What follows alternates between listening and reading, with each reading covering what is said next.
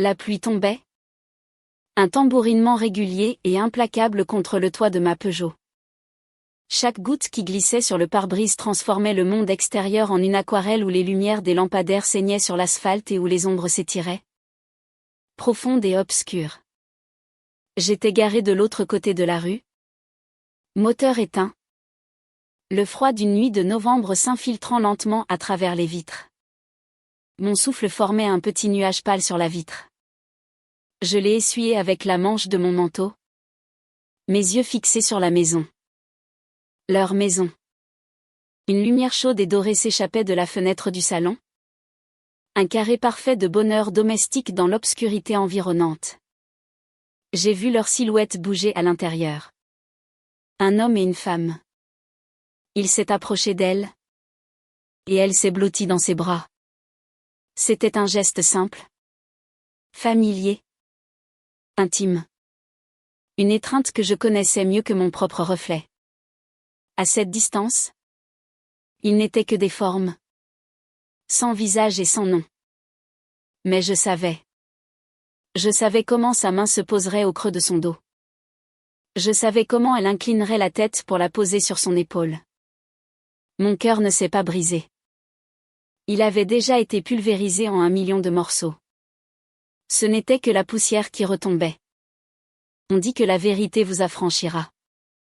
Mais on oublie de vous dire ce qu'elle détruit d'abord. On ne vous dit pas que la liberté ressemble étrangement à être perdue dans une obscurité froide et vide. Sans aucune carte pour vous ramener à la maison. Mais cette nuit-là, cette nuit froide et pluvieuse, était encore à 6 mois de là. Il y a 6 mois, mon monde était encore intact. Il était parfait. Il y a 6 mois, c'était l'automne à Valmont-sur-Yvette. L'air sentait la terre humide et la fumée des feux de cheminée. Les platanes qui bordaient les rues tranquilles de notre village étaient en feu. Parés de teintes brillantes de rouge et d'or. Notre maison, une belle meulière avec des volets bleu lavande, se trouvait dans une rue où les enfants laissaient leurs vélos sur la pelouse et où les voisins vous saluaient de la main lorsque vous sortiez de l'allée.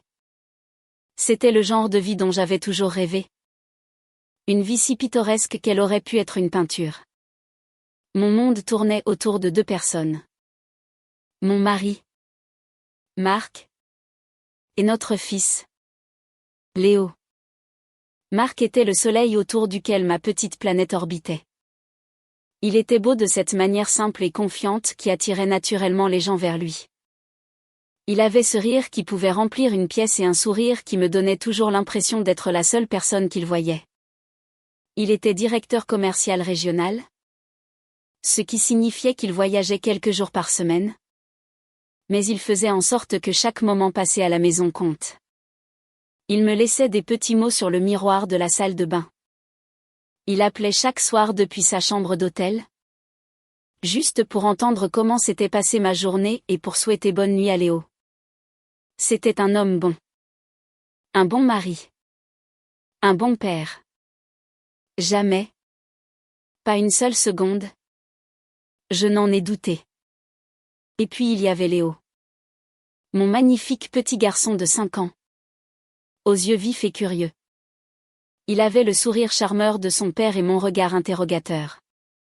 Il était le centre de mon univers. La petite encre puissante qui maintenait ma vie en place. Je travaillais à la maison comme graphiste freelance. Un métier qui me permettait d'être là quand il descendait du bus scolaire. De l'aider avec ses chefs-d'œuvre au crayon de couleur. Et de lui lire 3 histoires au lieu d'une avant de dormir. Mon studio était une petite pièce ensoleillée juste à côté de la cuisine.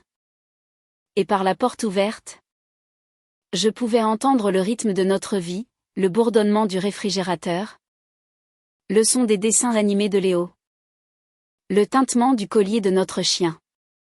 C'était une bande-son simple et magnifique. Notre vie. Ce n'était pas seulement nous 3. Nous faisions partie d'un ensemble. Un quatuor parfait. À seulement 2 rues de là vivait le jeune frère de Marc, David, et sa femme, Isabelle. David était l'opposé de Marc à bien des égards. Là où Marc était charismatique et extraverti, David était calme et réfléchi. Il était professeur d'histoire au lycée et parlait du passé avec une passion qui vous donnait l'impression d'y être. Il était doux et gentil, avec un amour profond et inébranlable pour sa femme qui était évident pour tout le monde. Il regardait Isabelle ou Isa, comme nous l'appelions tous, comme si elle avait personnellement accroché la lune et les étoiles dans le ciel juste pour lui. Et Isa. Isa était ma meilleure amie. Elle n'était pas seulement ma belle-sœur. Elle était la sœur que je n'avais jamais eue. Nous nous étions rencontrés grâce à Marc et David des années auparavant. Et notre lien avait été instantané et profond. Elle était infirmière, compatissante et stable. Le genre de personne que vous pouviez appeler à 3 heures du matin et qui vous écouterait sans jugement. Nous avions nos rendez-vous café hebdomadaires, nos virées shopping à Paris, nos longues conversations au téléphone qui couvraient tout et rien. Je lui disais des choses que je ne disais même pas à Marc. Elle était ma confidente, ma plus grande supportrice, mon autre moitié. Nos deux familles étaient étroitement liées. Nous passions presque tous les week-ends ensemble. Des barbecues d'été dans notre jardin, l'odeur des grillades se mêlant au doux parfum de l'herbe coupée. Des soirées d'hiver confortables, blotties autour de la cheminée de David et Isa, à boire du chocolat chaud pendant que la neige tombait dehors. Nous prenions même nos vacances en famille ensemble, louant un gîte près d'un lac en Ardèche chaque mois de juillet. Nos vies étaient tissées si serrées qu'il était impossible de voir où une famille se terminait et où l'autre commençait. Marc et David étaient des frères. Isa et moi étions des sœurs. Et Léo adorait son oncle David et sa tante Isa. C'était parfait. Si parfait que parfois, je m'arrêtais simplement et je sentais cette vague de gratitude immense m'envahir. Je regardais Marc pousser Léo sur la balançoire, son rire résonnant dans l'air vif de l'automne. Et je pensais, c'est ça. C'est tout. Bien sûr. Avec le recul, je peux voir les fissures. Elles étaient si petites, si fines, qu'on aurait pu les manquer si on ne les cherchait pas. Et je ne les cherchais pas. Pourquoi l'aurais-je fait? Il y a eu cette fois, lors d'une fête pour le 14 juillet. Marc et Isa étaient près de la table des boissons, en train de discuter. Je m'approchais pour les rejoindre quand je l'ai vu. Il a dit quelque chose. Et elle a ri. Un rire authentique et sans retenue. En riant, elle lui a donné une petite tape amicale sur le bras. Il a attrapé sa main. Et pendant une fraction de seconde, leurs doigts sont restés entrelacés. Ce n'était qu'un instant. Un tout petit instant insignifiant. Puis ils m'ont vu arriver. Et leurs mains sont retombées. Ils m'ont souri, m'entraînant dans leur conversation comme si de rien n'était. Et il ne s'était rien passé, me suis-je dit. C'était juste un contact amical et fugace. Une autre fois, nous étions tous au restaurant pour l'anniversaire de David. La conversation a dérivé vers nos années d'université. Marc et Isa s'étaient brièvement connus avant que je n'entre dans sa vie. Car ils avaient fréquenté la Sorbonne la même année. David a commencé à raconter une histoire amusante sur un cours de chimie désastreux que Marc et lui avaient suivi. Marc a ri et a regardé Isa de l'autre côté de la table. Tu te souviens de la perruque horrible du professeur Albright? Lui a-t-il demandé. Elle a souri en retour. Comment pourrais-je l'oublier? Tu l'appelais l'écureuil. Ils ont tous les deux éclaté de rire. Un souvenir privé et partagé qui nous a momentanément exclus. David et moi. Ce n'était pas méchant. C'était juste. Séparés. Un petit monde minuscule que seul habitait. David a juste souri. Habitué à leur histoire commune. J'ai senti une petite piqûre illogique. De la jalousie? Non. Ce n'était pas ça.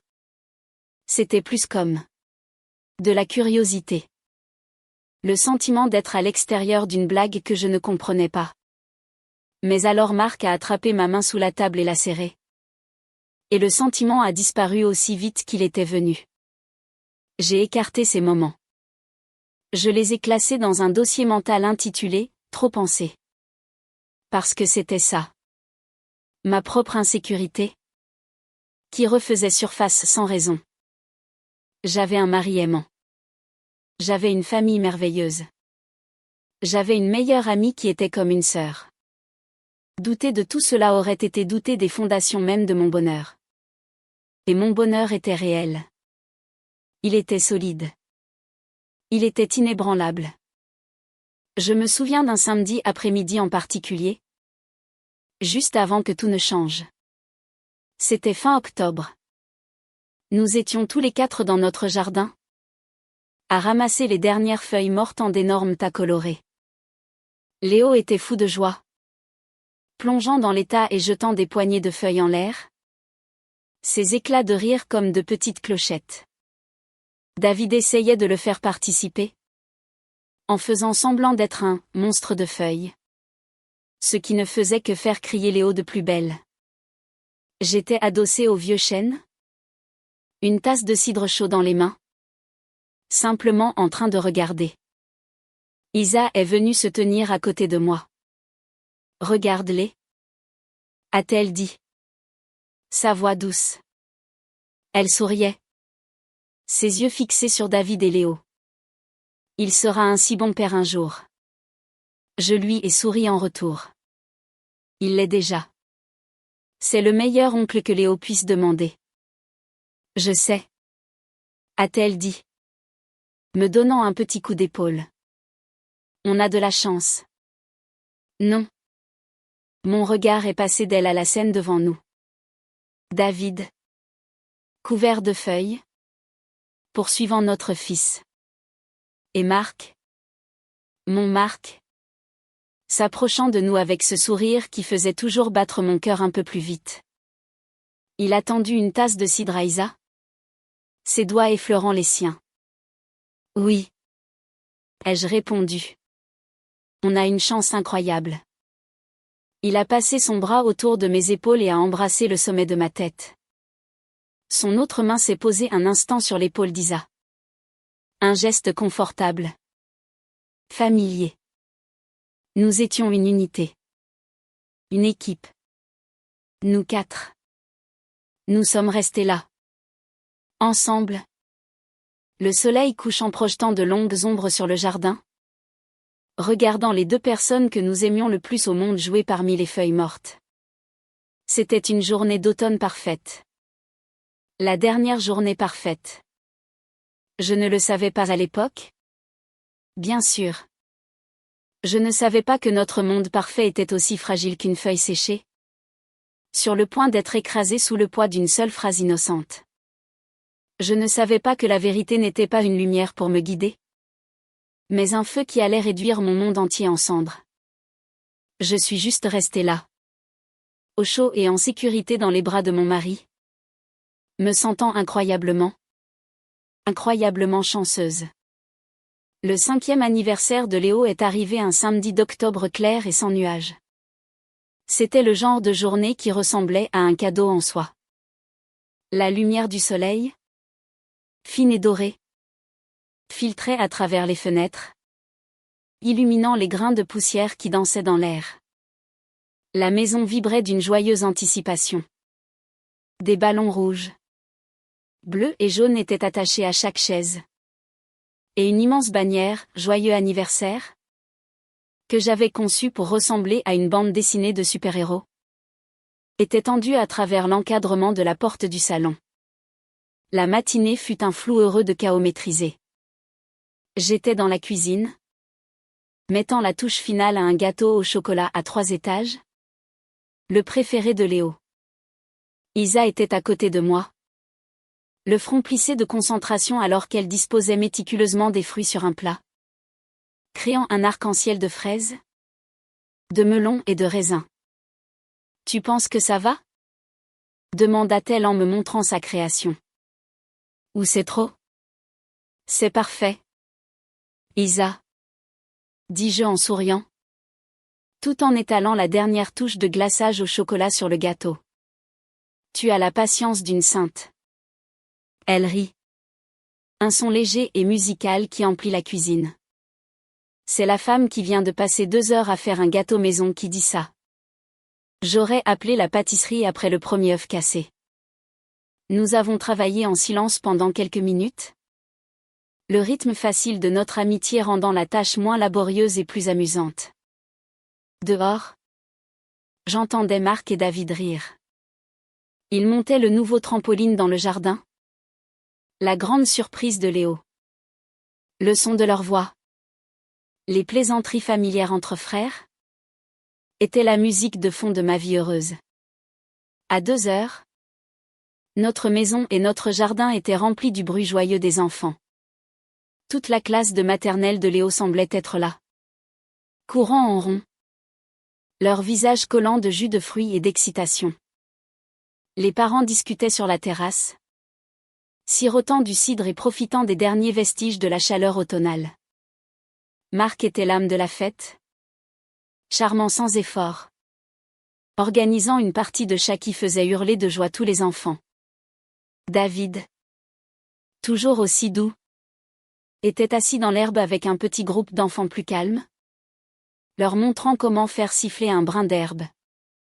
Je me tenais au bord de la terrasse, observant tout cela, le cœur si plein que j'ai cru qu'il allait éclater. Isa est arrivée derrière moi et m'a tendu un verre de thé glacé. Tu as réussi, dit-elle, sa voix chaude d'admiration.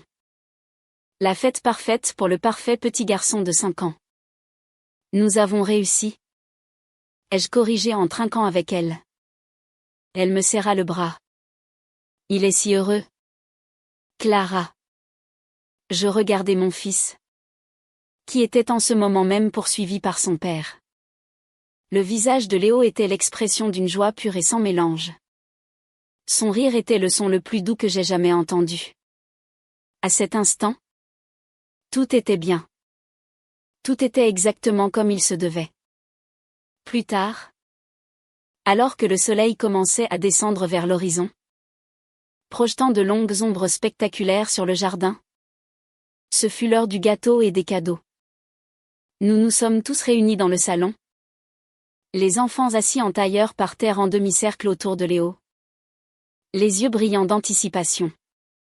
Léo était assis sur une chaise. Son trône personnel. Une couronne en papier de travers perchée sur sa tête. Il a déballé ses cadeaux avec la frénésie typique d'un enfant de 5 ans. Un vaisseau spatial Lego de ses grands-parents. Une voiture télécommandée d'un ami de l'école. Un ensemble de figurines de dinosaures de David et Isa. Ce qui leur a valu à tous les deux un câlin collant et enthousiaste. Finalement, il ne restait plus qu'un seul cadeau. C'était un grand rectangle plat, emballé par mes soins dans du papier bleu vif. C'était un cadeau de nous tous, moi, Marc, David et Isa. Un kit d'artiste professionnel, avec des peintures, des crayons de couleur et un immense carnet à dessin. Léo adorait dessiner. Ses créations, une collection vibrante et chaotique de bonshommes allumettes et de taches colorées, étaient scotchées partout sur notre réfrigérateur. Il le déballa soigneusement, sa petite langue sortant dans un effort de concentration. Waouh! Souffla-t-il. Ses yeux brillants en regardant toutes les couleurs. Ça te plaît, mon grand? Demanda Marc, s'agenouillant à côté de sa chaise. Léo hocha vigoureusement la tête. Je vais dessiner toute notre famille. Maintenant. Nous avons tous ri. Bien sûr qu'il le ferait. Il ouvrit immédiatement le carnet à dessin, sortit un crayon noir et se mit au travail sur le sol, le front plissé par une concentration artistique. Les adultes reprirent leur conversation, la fête se terminant lentement. Au bout d'une quinzaine de minutes, Léo se leva d'un bond, tenant son chef-d'œuvre terminé. J'ai fini. annonça-t-il fièrement. La pièce redevint silencieuse alors que nous nous tournions tous pour regarder. C'était un dessin typique de Léo. 4 grands bonshommes allumettes et un petit. Tous se tenant la main sous un soleil jaune souriant et un ciel bleu ondulé. Oh! Mon chéri! C'est magnifique! Dis-je. Le cœur gonflé d'amour. Dis-nous qui est qui. Il pointa un doigt potelé vers la plus grande silhouette. Ça. C'est papa. Puis vers celle avec de longs cheveux bruns griffonnés. Ça. C'est toi. Maman. Il désigna la plus petite silhouette au milieu. Et ça. C'est moi. Et ces deux-là? Demanda David, en montrant les 2 autres adultes sur le dessin. Ça. C'est toi. Tonton David. Dit Léo, en montrant une silhouette avec des lunettes dessinées. Et ça. C'est Tati Isa. Isa s'agenouilla pour regarder de plus près. Je l'adore. Mon trésor. Tu m'as faite si jolie. Elle lui fit un bisou sur la joue. Léo rayonnait, la poitrine bombée de fierté. Puis il montra du doigt les 2 silhouettes sur son dessin. Son père et sa tante. Il y avait quelque chose d'étrange dans la façon dont ils étaient dessinés. Plus proches l'un de l'autre que les autres. Leurs têtes inclinées l'une vers l'autre. Et puis il a prononcé les mots. Les mots simples. Innocents. Qui allaient faire voler mon monde en éclats. Regarde. Maman. Dit-il. Sa voix forte et claire dans la pièce soudainement silencieuse. Papa fait à Tati Isa son bisou secret. Le bisou tout doux. Comme celui qu'il te fait dans la cuisine quand il pense que je dors. L'air dans la pièce changea. Ce fut instantané. C'était comme si une fenêtre avait été ouverte en plein hiver, laissant entrer un souffle d'air glacial qui figea tout sur son passage. Pendant un battement de cœur, il y eut un silence absolu. Un silence si profond que je pouvais entendre le bourdonnement du réfrigérateur depuis la cuisine. Puis, un rire. C'était Marc. Un peu trop fort. Un peu trop forcé. Oh! Mon grand? Dit-il en ébouriffant les cheveux de Léo. Quelle imagination tu as! Tati Isa et moi. On se chuchotait juste un secret à propos de ton cadeau. Isa rit aussi. Un son aigu et nerveux qui ne lui ressemblait pas du tout. C'est ça. Léo. On était des petits cachotiers. Tu ne peux pas aller raconter nos secrets. Elle me jeta un coup d'œil. Son sourire vif et cassant. Il n'atteignait pas ses yeux. David gloussa. Complètement inconscient. Un bisou secret? Je crois que papa va avoir des ennuis. Plaisanta-t-il en me faisant un clin d'œil. J'avais l'impression de regarder une scène de film. Mon corps était présent, mais mon esprit flottait quelque part au-dessus, en train de m'observer jouer un rôle. Je sentis mes lèvres s'étirer en un sourire. J'entendis ma propre voix, étrangement distante, dire « C'est un très beau dessin. Mon chéri. Allons l'accrocher sur le frigo. » Je lui pris le dessin des mains. Mes doigts engourdis et maladroits. Les bonshommes allumettes semblaient se moquer de moi depuis la page. J'entrai dans la cuisine. Mes mouvements raides et robotiques. La fête reprit derrière moi. La bulle de silence brisée. Le moment passé. Pour tout le monde. Mais pour moi. Le temps était toujours figé sur cette seconde. Cette seconde horrifiante. Son bisou secret. Le bisou tout doux. Je savais exactement ce qu'il voulait dire. Parfois. Quand Marc rentrait tard d'un voyage d'affaires, il me trouvait dans la cuisine, en train de me préparer une tisane. Il arrivait derrière moi. Passait ses bras autour de ma taille et pressait ses lèvres sur le côté de mon cou, juste en dessous de mon oreille. Ce n'était pas un baiser passionné. C'était doux, silencieux et profondément intime. Un salut secret. Notre baiser tout doux. Ma main tremblait en posant un aimant sur le dessin, le plaçant au centre de la porte du réfrigérateur. Je le fixais, fixant les deux silhouettes dessinées trop près l'une de l'autre. Les mots de Léo résonnaient dans ma tête. Encore et encore. Le bisou tout doux. Le bisou tout doux. Mon estomac se noie en un œuf froid et dur. C'est l'imagination d'un enfant, me dis-je. Un malentendu. Il a dû les voir se faire un câlin, ou chuchoter. Et son cerveau de 5 ans a comblé les vides. C'était forcément ça. Il n'y avait pas d'autre explication. Je pris une profonde inspiration tremblante et me forçai à me retourner. À retourner dans le salon. À remettre ce sourire sur mon visage. Le reste de la fête se déroula dans un brouillard. Je bougeais. Je parlais. Je souriais. J'ai coupé le gâteau et je l'ai servi. Mes mains stables. J'ai remercié les parents pour leurs cadeaux pendant qu'ils récupéraient leurs enfants. J'ai dit au revoir à David et Isa sur le pas de la porte. C'était une fête merveilleuse. Clara, dit Isa. Sa main sur mon bras. Son contact me parut étrange. Étranger. Je la regardai dans les yeux, cherchant quelque chose. Une lueur de culpabilité? Un soupçon de mensonge? Mais tout ce que je vis fut le même regard chaleureux et amical qu'elle avait toujours eu. Ou peut-être que je ne voulais tout simplement rien voir d'autre. Merci pour ton aide? Dis-je. Ma voix semblant normale. Même à mes propres oreilles.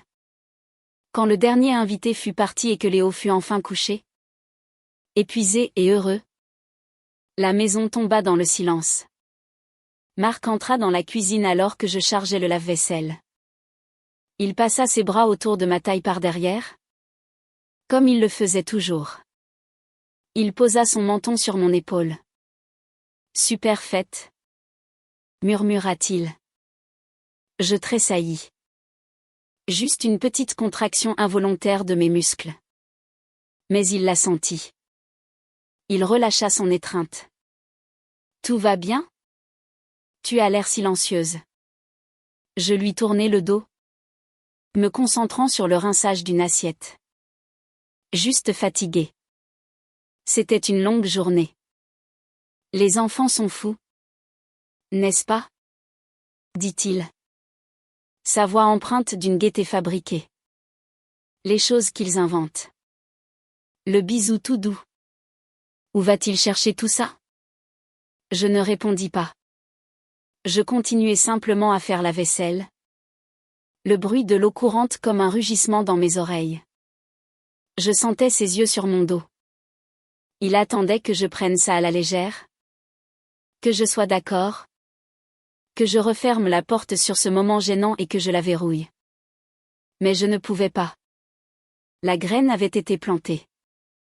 Une minuscule graine empoisonnée de doute. Tombée dans le sol parfait de ma vie heureuse. Et dans le silence suffocant de ma cuisine, je pouvais déjà la sentir commencer à germer. Les jours qui suivirent la fête de Léo furent un exercice de normalité surréaliste. En surface. Rien n'avait changé. Le soleil se levait et se couchait. Je préparais le petit déjeuner. J'accompagnais Léo jusqu'à l'arrêt du bus scolaire. Je m'asseyais à mon bureau et j'essayais de travailler sur des logos et des brochures. Les couleurs sur mon écran me paraissant d'une gaieté moqueuse. Marc allait travailler. Appelait quand il était en déplacement. Et rentrait avec des plats à emporter le vendredi. Nous étions le portrait d'une famille heureuse. Mais sous la surface. Un tremblement parcourait les fondations de mon monde. Et chaque jour, les fissures s'élargissaient.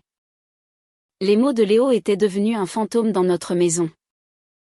Il persistait dans les espaces silencieux, résonnant dans mon esprit quand j'étais seule.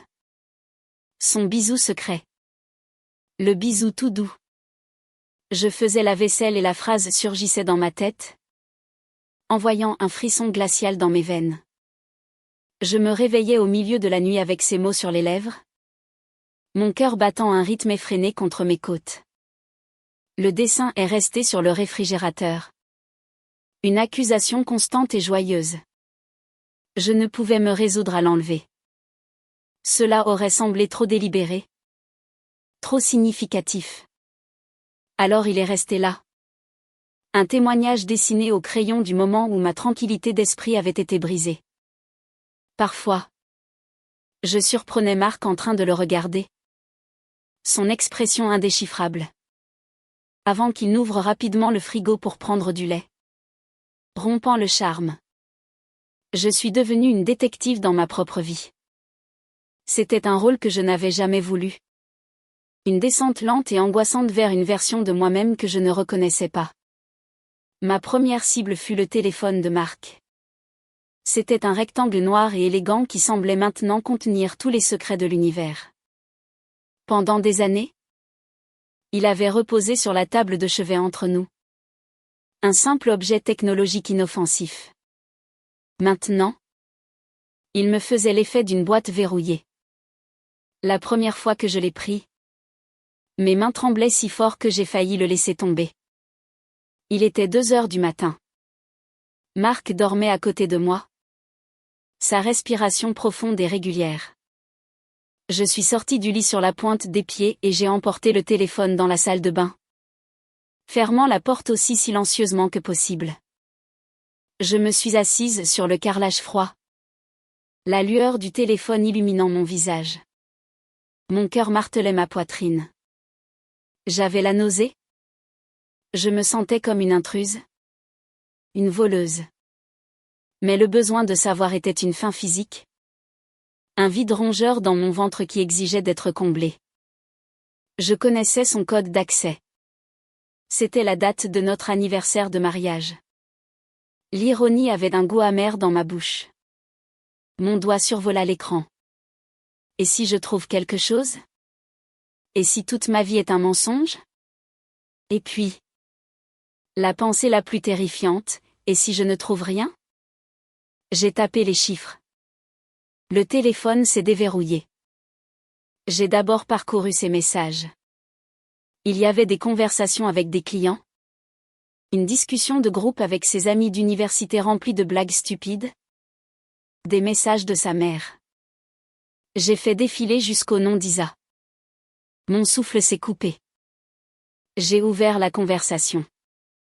C'était douloureusement, décevamment normal. Salut. Vous pouvez apporter des assiettes en carton pour le barbecue de samedi? La voiture de David fait encore ce bruit bizarre? Ça te dit quelque chose? Joyeux anniversaire à mon beau-frère préféré.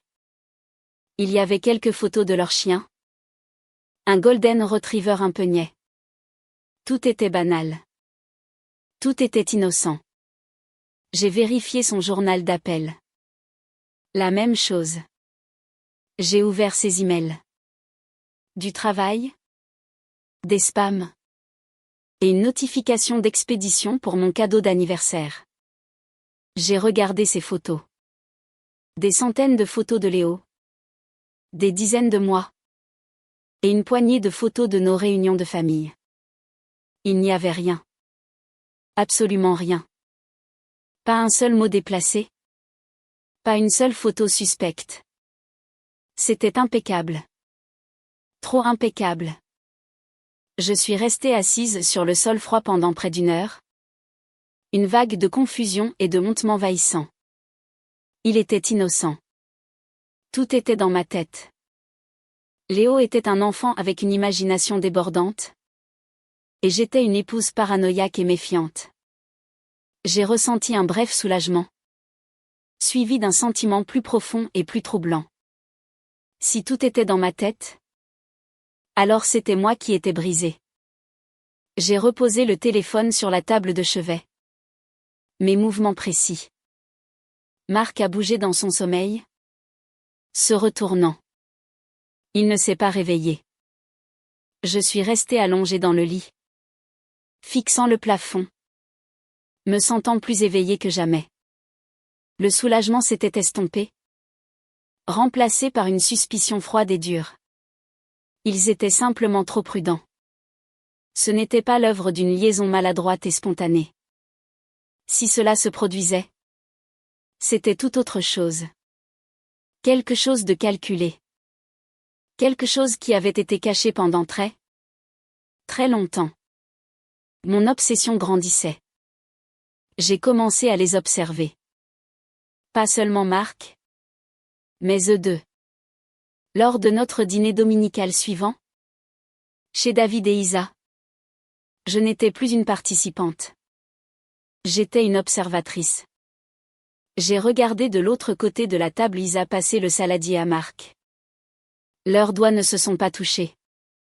Ils se sont à peine regardés. Mais je l'ai vu. Ou j'ai cru le voir. Une étincelle.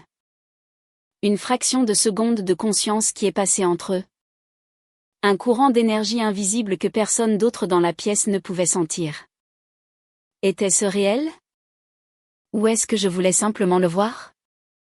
Isa racontait une histoire amusante sur un patient à l'hôpital. Tout le monde riait. Je souriais. Mais mon esprit était en ébullition. Je disséquais chaque mot. Chaque regard. Chaque geste. Quand Marc s'est levé pour aider David avec le barbecue, il est passé derrière la chaise d'Isa. Sa main s'est posée sur son épaule un bref instant en passant. Un contact amical. Fraternel. Le genre de contact qu'il lui avait offert 100 fois auparavant. Mais maintenant, il semblait différent. Il semblait possessif. Il semblait répété. Mes interactions avec Isa sont devenues tendues. Comment pouvais-je m'asseoir en face d'elle dans notre café préféré et prétendre que tout était normal? Comment pouvais-je l'écouter se plaindre de David qui laissait traîner ses chaussettes par terre alors que tout ce que je voulais faire était de crier « Est-ce que tu couches avec mon mari ?» Nous nous sommes retrouvés pour un café le mardi suivant. J'ai failli annuler. Mais cela aurait été une déviation de la routine.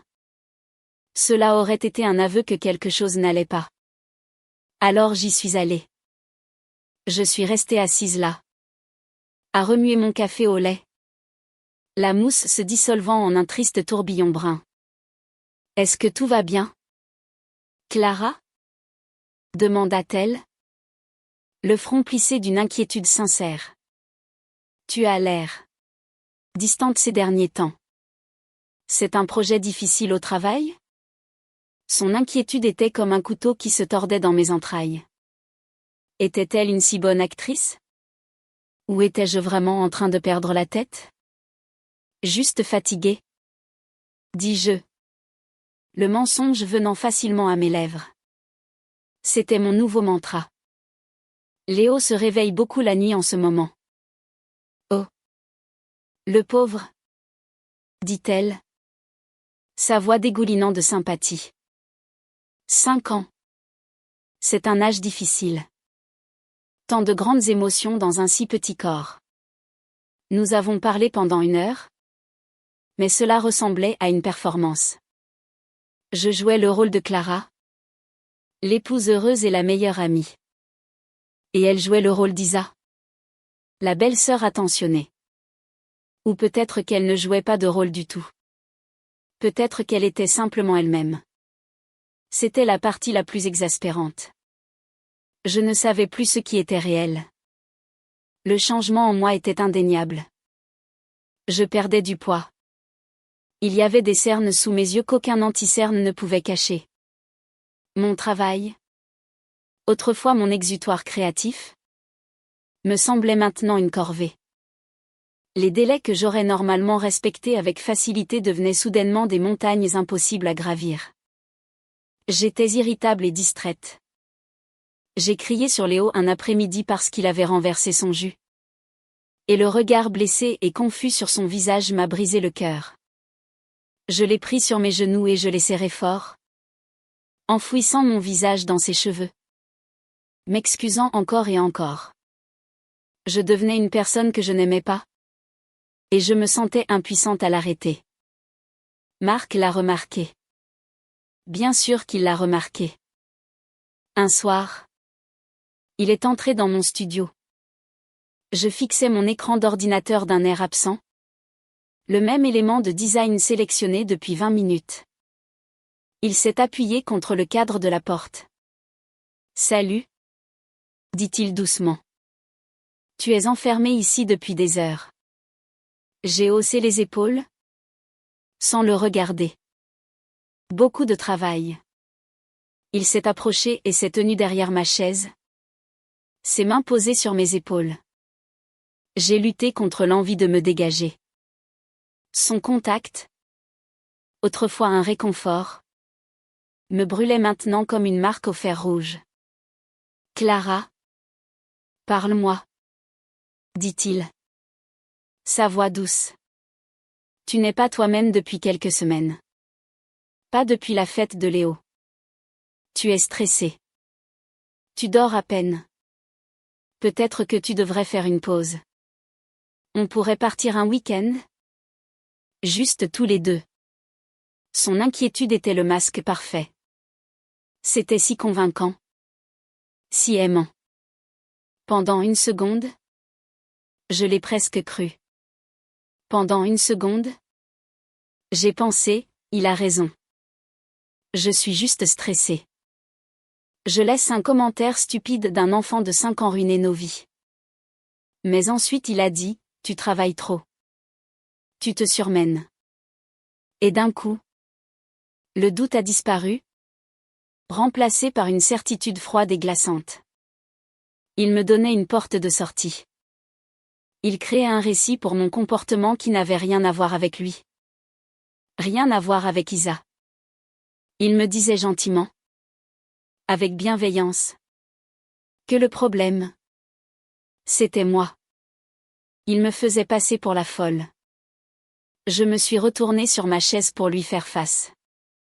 J'ai regardé dans ses yeux. Les yeux que j'avais aimés pendant près de 10 ans. Et j'ai cherché l'homme que j'avais épousé. Mais tout ce que je voyais était un étranger. Tu as peut-être raison, dis-je. Ma voix plate et sans émotion. J'ai peut-être juste besoin de repos. Il sourit. Un sourire soulagé et aimant qui n'atteignit pas ses yeux. Voilà ma Clara. Il se pencha et m'embrassa sur le front. Tout va bien se passer. Mais alors qu'il quittait la pièce, je savais que ce ne serait pas le cas. Le silence dans notre maison n'était plus vide. Il était rempli de mots non dits. De mensonges soigneusement construits. Je vivais avec un homme que je ne connaissais pas et je pleurais une vie que je n'avais même pas encore officiellement perdue. Je n'avais aucune preuve, aucune évidence, rien d'autre qu'une intuition et l'écho du murmure d'un enfant. Et je savais, avec une certitude qui s'installa au plus profond de mes os, que ce n'était pas assez. Il me fallait plus. Je devais trouver quelque chose de réel. Je n'avais juste aucune idée de où chercher. La première vraie vague de froid de l'année est arrivée. Arrachant les dernières feuilles tenaces des arbres et laissant les branches nues et squelettiques contre un ciel perpétuellement gris. Le changement de saison reflétait la transformation glaciale qui s'opérait en moi. Le soupçon qui avait commencé comme une graine fragile était maintenant une vigne robuste et tentaculaire. Ses vrilles s'enroulant autour de chaque pensée. Étranglant chaque souvenir heureux. Ma recherche de preuves était devenue une obsession silencieuse et désespérée. Je vérifiais tout. Les relevés de carte de crédit. L'historique GPS de la voiture. Même les poches de son linge sale. Je ne trouvais rien. C'était comme chasser un fantôme. Mon salut, et ma damnation, est arrivé un samedi matin glacial. Marc était parti pour un voyage d'affaires de 3 jours à Lyon. Léo passait la nuit chez ma mère. La maison était d'un silence troublant. Le genre de silence qui amplifie le bruit frénétique à l'intérieur de votre propre tête. Je ne pouvais pas rester en place. J'ai essayé de travailler. Mais le curseur clignotait de manière moqueuse sur une page blanche. J'ai essayé de lire. Mais je lisais la même phrase encore et encore sans en absorber un seul mot. J'avais besoin de faire quelque chose. N'importe quoi. Pour canaliser cette énergie nerveuse qui me donnait la chair de poule. J'ai décidé de m'attaquer au garage. C'était un désordre chaotique de projets oubliés. De vieux meubles et de cartons qui n'avaient pas été ouverts depuis notre emménagement. C'était une tâche si monumentale qu'elle me distrairait sûrement. J'ai enfilé un vieux sweatshirt. Attaché mes cheveux en arrière et ouvert la porte de cet espace froid et poussiéreux. Pendant des heures, j'ai travaillé avec une sorte d'énergie frénétique. J'ai trié de vieux pots de peinture. J'ai démonté des boîtes en carton pour le recyclage. J'ai organisé les outils sur un panneau perforé. Cela faisait du bien de créer de l'ordre à partir du chaos. D'avoir un résultat tangible pour mes efforts.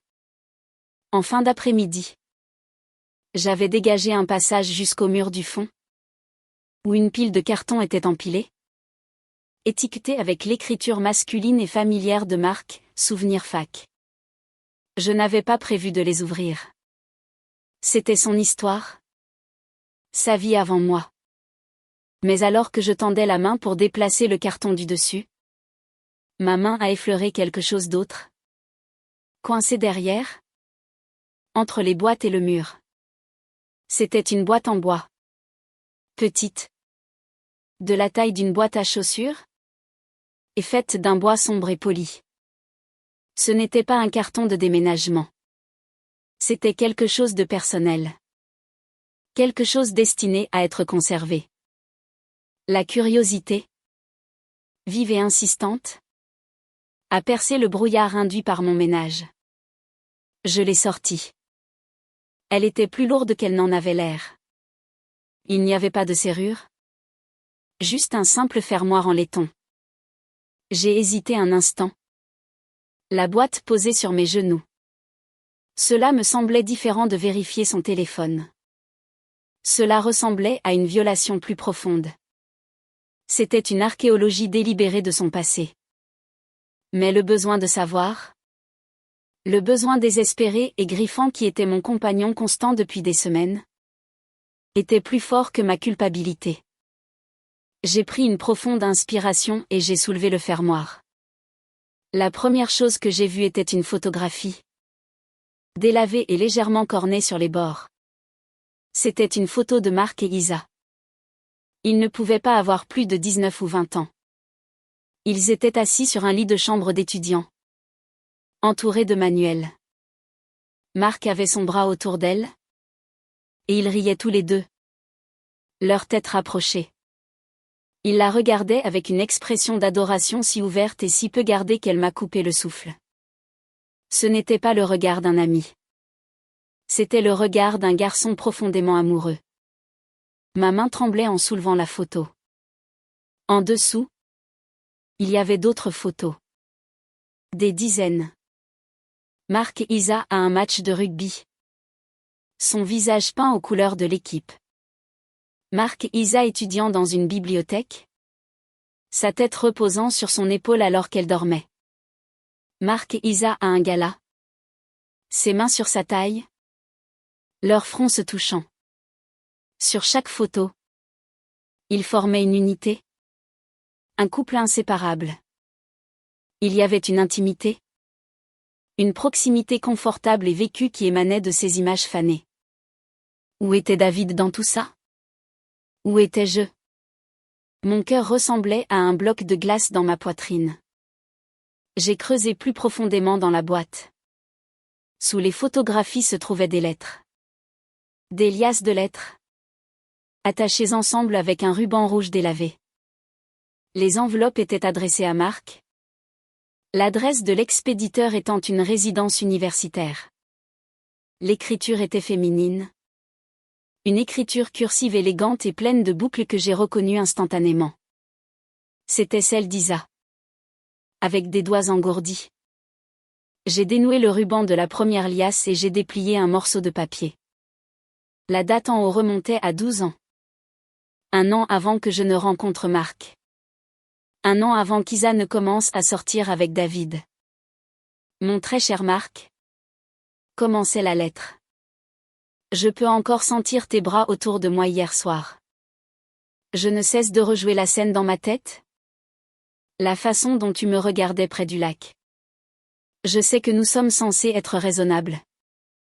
Je sais que tu as ton avenir à construire. Et j'ai le mien. Mais quand je suis avec toi, toute cette raison s'envole. Rien ne semble aussi réel que toi. Rien. J'ai attrapé une autre lettre. Datant de quelques mois plus tard. Je déteste ça. Je déteste te croiser sur le campus et devoir faire semblant que nous sommes juste amis. Je déteste que nous devions voler ces moments. Ces heures. Tout le monde pense que je suis en train de tomber amoureuse de David. Il est si gentil. Marc. C'est un homme bon. Et ça rend les choses 1000 fois pires. Il me regarde avec une telle confiance dans les yeux. Et tout ce à quoi je peux penser, c'est toi. Parfois, j'ai l'impression que je vais me briser en deux. Ma vision s'est brouillée. Les mots dansaient sur la page. J'ai senti une vague de nausée si puissante que j'ai dû m'appuyer contre le mur du garage pour ne pas tomber. J'ai parcouru frénétiquement le reste des lettres. Tout était là. Une liaison secrète et passionnée qui avait commencé à l'université. Ils l'avaient cachée à tout le monde, y compris à leurs amis les plus proches. Plus douloureusement encore, à David. Et puis j'ai trouvé la dernière lettre.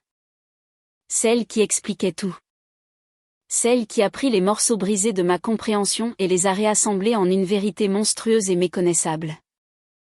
Marc. C'est la seule solution. Tu le sais. Nous ne pouvons pas continuer comme ça. Nous allons nous faire prendre.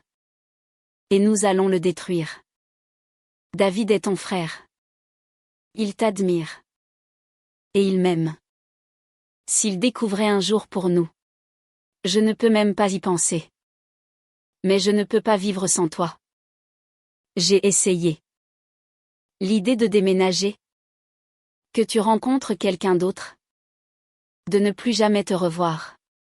Ce n'est pas une vie que je peux imaginer. Alors voici le plan. C'est fou. Mais c'est le seul que nous ayons. Je dirai oui. Je l'épouserai. Je serai une bonne épouse. Je te le jure. Mais je serai ta belle-sœur. Je serai dans ta vie. Pour toujours. Nous pourrons être une famille. Nous serons si proches que personne ne se doutera jamais de rien. Nous serons à la vue de tous.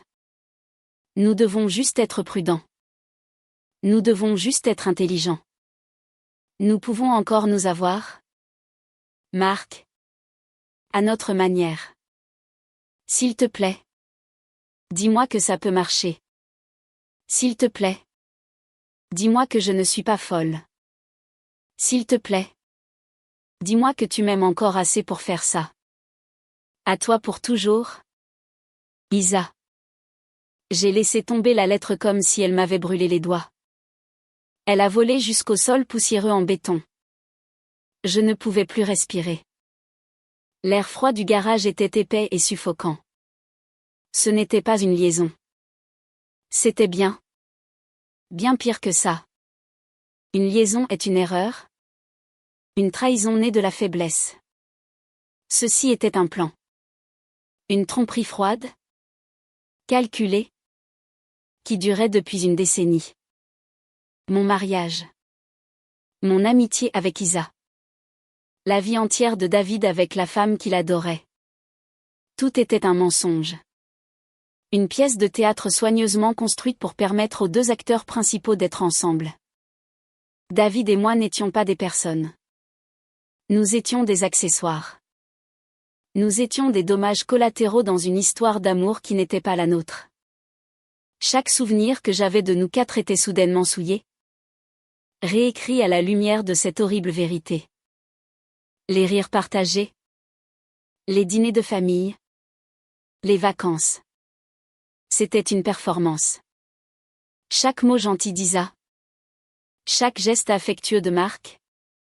Tout faisait partie du spectacle. Les contacts occasionnels. Les blagues privées. Les regards fugaces que j'avais rejetés comme de la paranoïa, ils étaient réels. C'était leur langage secret. Leur façon de communiquer juste sous nos yeux aveugles.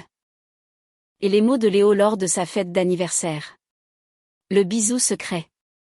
Ce n'était pas une fantaisie. Ce n'était pas un malentendu. C'était quelque chose qu'il avait vu. Un moment de vérité volé dans une vie de mensonge. Observé par la seule personne innocente de nos vies. Je me suis laissé glisser le long du mur et me suis assise sur le sol froid. Entourée des preuves de ma vie brisée. Le garage, autrefois un symbole de désordre domestique, me semblait maintenant un tombeau. Je n'ai pas pleuré. Le choc était trop profond. La douleur trop immense pour les larmes. C'était un évidemment. Un vide émotionnel là où se trouvait autrefois mon cœur. Je suis restée assise là pendant longtemps alors que le soleil se couchait. Le garage devenant sombre et froid autour de moi. Je tenais la boîte de Pandore. Et je savais, avec une certitude terrible et écrasante, que ma vie ne serait plus jamais la même. Le silence de la maison était un poids physique. Après la découverte dans le garage, j'ai erré dans les pièces vides comme un fantôme. La boîte en bois serrée contre ma poitrine telle une relique sacrée et terrible. Je n'ai pas allumé les lumières. Je me suis assise dans le salon sombre. Les lettres et les photographies étalées sur la table basse dans la lueur bleu pâle des phares d'une voiture qui passait. Ce n'était plus seulement du papier et de l'encre. C'étaient les architectes de ma ruine. Pendant 2 jours, j'ai existé dans un brouillard de choc et de deuil. Je n'ai pas dormi. Je n'ai pas mangé. J'ai juste fixé la preuve de la vie qui m'avait été volée. Quand ma mère a appelé pour prendre des nouvelles, ma voix était monotone. Une ligne plate de normalité feinte. Je lui ai dit que j'avais une migraine. Ce n'était pas un mensonge complet. La douleur derrière mes yeux était un marteau sourd et lancinant. Une manifestation physique de l'agonie de mon âme. Le lundi matin, j'ai su que je ne pouvais plus me cacher dans l'obscurité. Léo devait rentrer de chez ma mère ce soir-là. Je devais fonctionner. Je devais faire semblant. Mais avant de pouvoir faire face à mon fils, avant de pouvoir faire face au monde, il y avait quelque chose que je devais faire. La rage qui avait été gelée en moi par le choc commençait à fondre. Et elle exigeait un exutoire. Mais ce n'était pas Marc que je voulais affronter. Pas encore. L'affronter serait une tempête de dénégation et de mensonges. Ce serait une guerre. La personne que je devais voir, c'était Isa. Mon amie. Ma sœur. La co-autrice de cette grande supercherie. J'avais besoin de la regarder dans les yeux et de voir si je pouvais trouver une seule lueur de la personne que je pensais connaître. Je lui ai envoyé un SMS. Mes pouces semblent gourds et maladroits sur le petit écran. Salut. Dispo pour un petit café ce matin?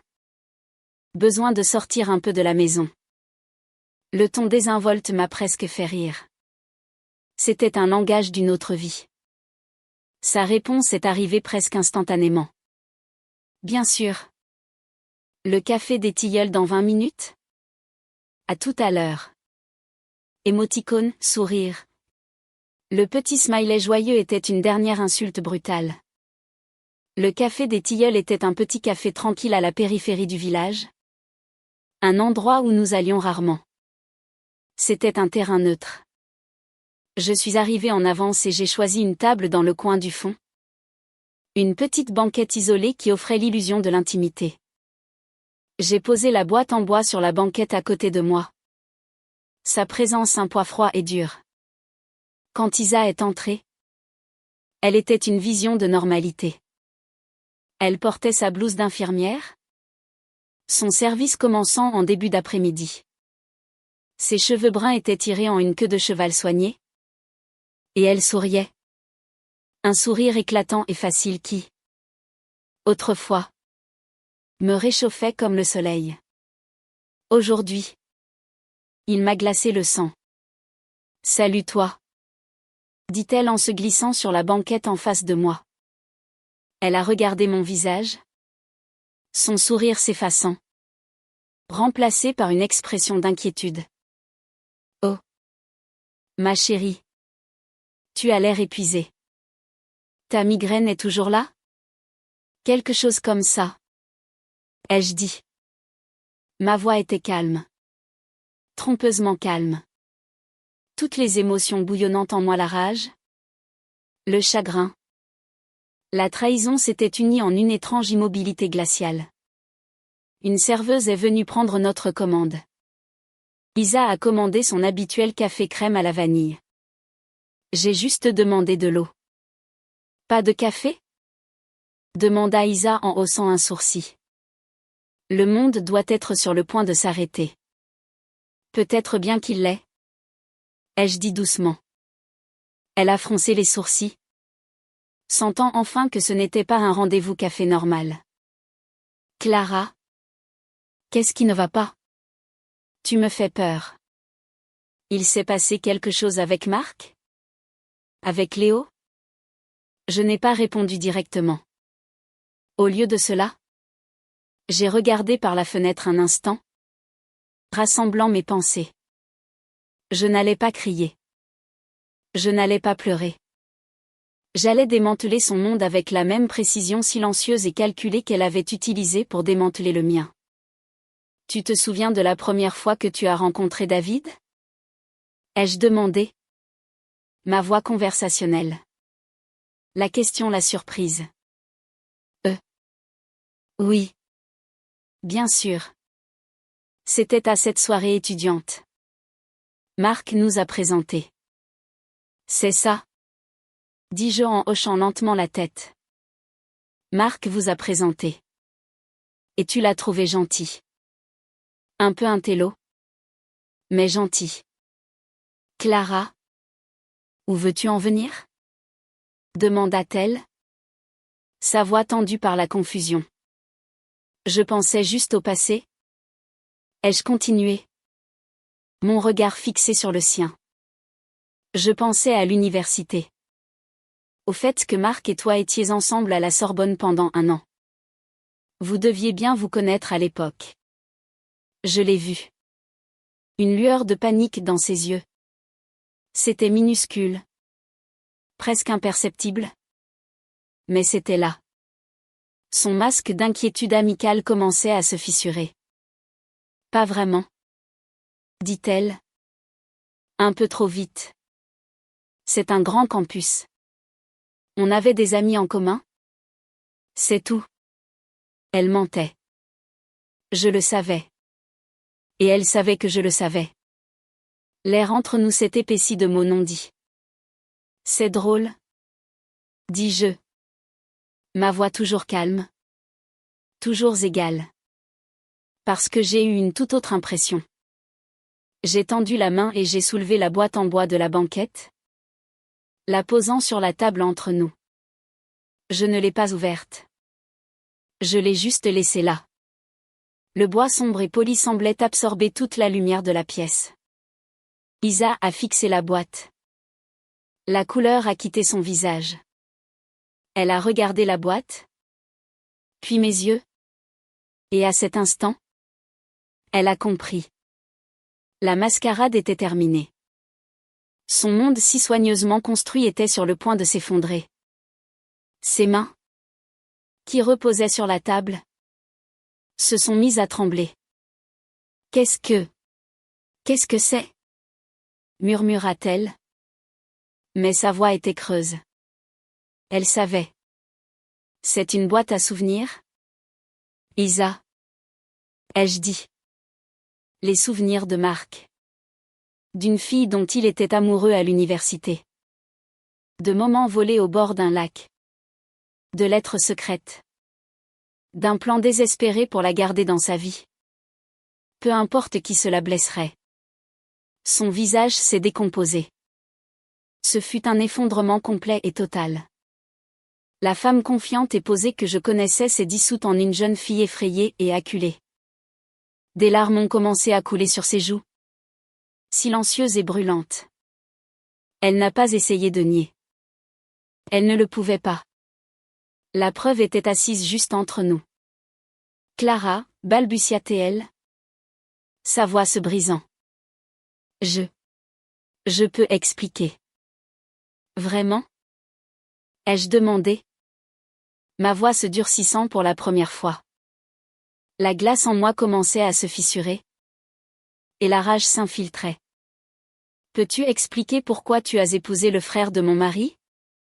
Peux-tu expliquer comment tu m'as regardé dans les yeux? Jour après jour? En m'appelant ta meilleure amie? Peux-tu expliquer comment tu as laissé David construire toute sa vie autour d'un mensonge? On était jeunes. Sanglota-t-elle. Ces mots à peine audibles. On était stupides et amoureux et on ne savait pas quoi faire. On ne voulait pas le blesser. On ne voulait blesser personne. Vous ne vouliez blesser personne? J'ai répété les mots. Ma voix dégoulinant d'incrédulité. Isa. Tu as construit ton bonheur sur les décombres de 4 vies. Tu as utilisé David. Tu m'as utilisé. Tu as utilisé mon fils.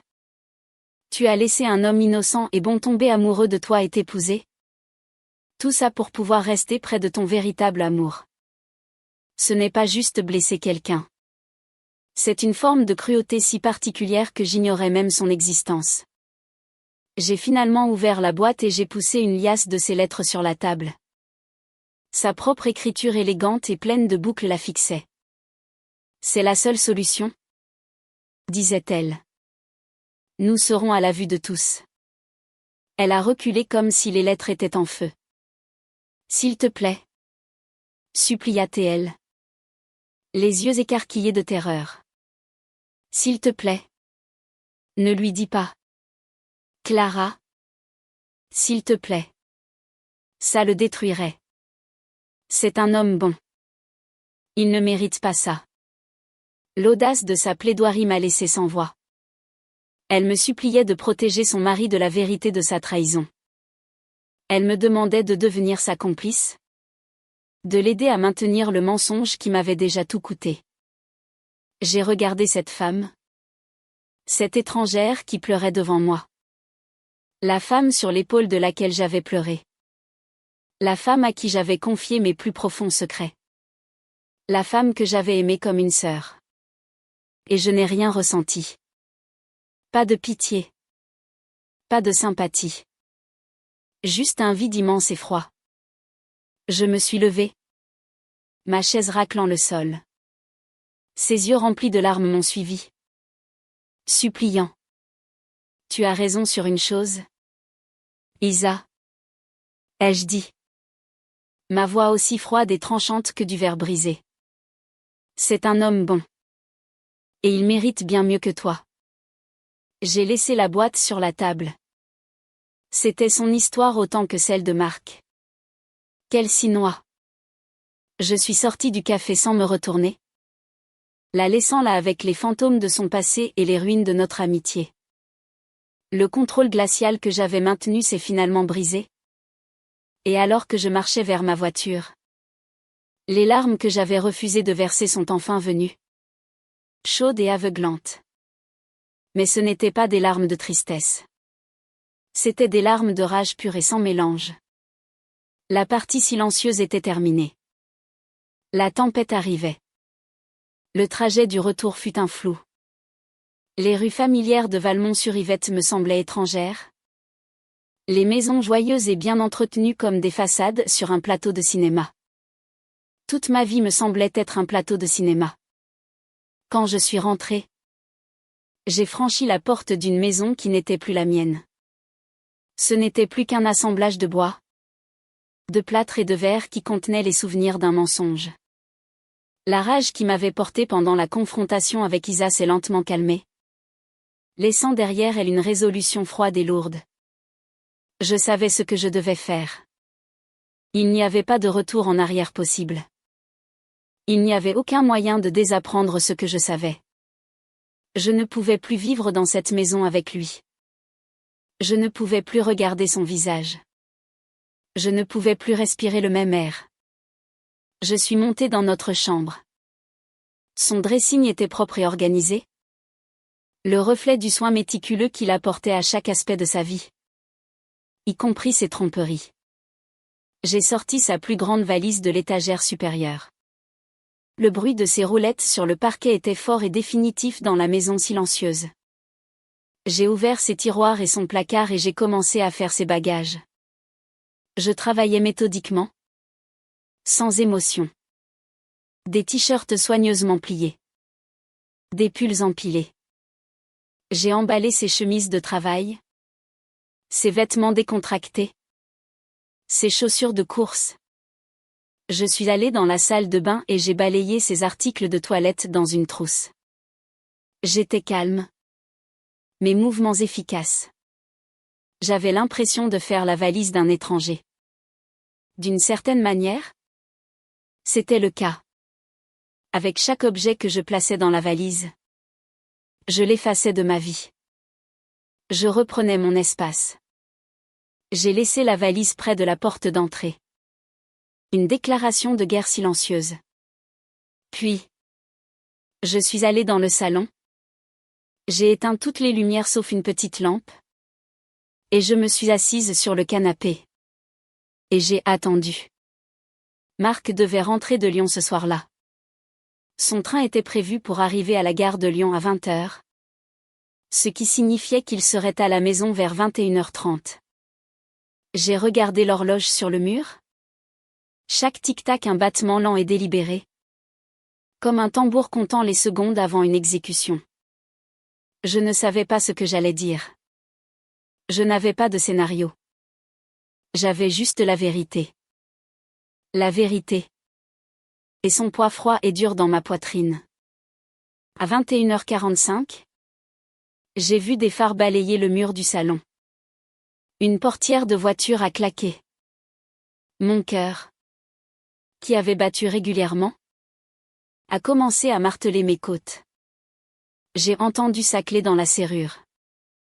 La porte d'entrée s'est ouverte. Marc est entré, laissant tomber sa mallette près de la porte. Clara ? Chérie. Je suis rentrée. Il s'est arrêté net quand il a vu sa valise. Pendant un long moment, il est resté là. Sa silhouette encadrée par la porte ouverte. Il a regardé la valise. Puis moi. Assise dans la pièce faiblement éclairée. Je pouvais voir la confusion sur son visage. Suivie d'une compréhension naissante et écœurante. Il a lentement fermé la porte derrière lui. Le clic du loquet résonnant dans le silence lourd. « Qu'est-ce que c'est ?» demanda-t-il. Sa voix prudente. Je n'ai pas bougé. Je l'ai juste regardé. « C'est à toi de me le dire ?» ai-je dit. Ma voix était calme. Mais elle a traversé la pièce. Nette et claire. Il a fait quelques pas dans la maison. Ses yeux ne quittant jamais les miens. Clara. Qu'est-ce qui se passe? Il s'est passé quelque chose? Léo va bien? Léo va bien. Ai-je dit. Il est encore chez ma mère. J'ai pensé que ce serait mieux qu'il ne soit pas là pour ça. Pourquoi? Demanda-t-il.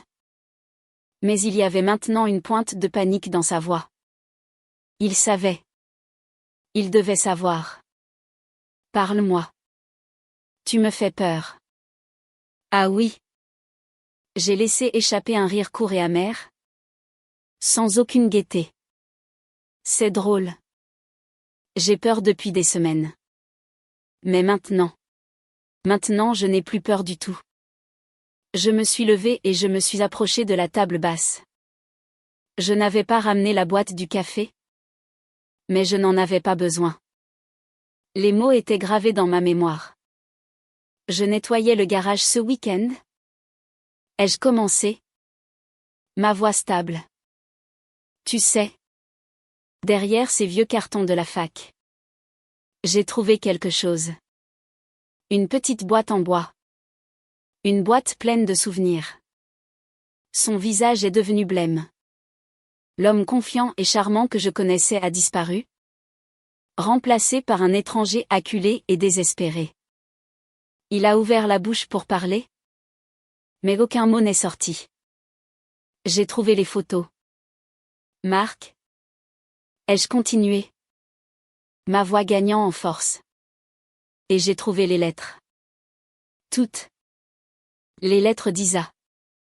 J'ai laissé le nom flotter dans l'air entre nous. Comme une fléchette empoisonnée. Je sais tout. Je sais pour l'université. Je sais pour le plan. Je sais que tout mon mariage a été un mensonge. Il s'est affaissé sur le bras d'un fauteuil. Le visage dans les mains. Clara. Non, murmura-t-il. Ne fais pas ça. Ai-je lâché? La glace dans ma voix se brisant enfin. N'ose pas prononcer mon nom. N'ose pas essayer de te sortir de là en mentant. Je lui ai parlé. Je l'ai vue ce matin. Elle n'a pas nié. Il a levé les yeux vers moi. Ses yeux suppliants. Ça ne devait pas se passer comme ça. C'était il y a longtemps. On était des gamins. Vous étiez des gamins quand vous vous êtes mariés? Ai-je rétorqué. Ma voix s'élevant. Vous étiez des gamins quand tu te tenais à l'autel à côté de ton frère et que tu le regardais épouser la femme que tu aimais? Vous étiez des gamins le mois dernier? L'année dernière? Chaque jour où tu m'as menti en face? Chaque fois que tu m'as embrassé? Chaque fois que tu m'as dit que tu m'aimais? Mais je t'aime. Clara.